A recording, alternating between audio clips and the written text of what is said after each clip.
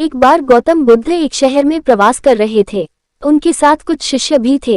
एक दिन उनके शिष्य शहर में घूमने के लिए निकले। वे शहर में घूम ही रहे थे कि तभी शहर के कुछ लोगों ने उन्हें अपशब्द कहे।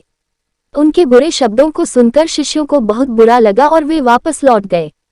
बुद्ध ने देखा कि शहर से लौटकर आए उनके सभी शिष्य बहुत क्रोध में दिखाई दे रहे हैं। उन्होंने शिष्यों से पूछा, क्या बात है, आप इतने तनाव में क्यों हैं? तभी एक शिष्य क्रोध में बोला, हमें यहाँ से तुरंत चलना चाहिए। जब हम बाहर शहर में घूमने गए थे तो यहाँ के लोगों ने बिना वजह हमें बहुत बुरा भला कहा। जिस जगह हमारा सम्मान नहीं हो वहाँ हमें नहीं रहना चाहिए। बुद्ध ने कहा, क्या किसी और जगह तुम अच्छे व्यवहार की अपेक्षा रखते हो? दूसरे शिष्य ने कहा, इस शहर से तो अच्छे लोग ही होंगे।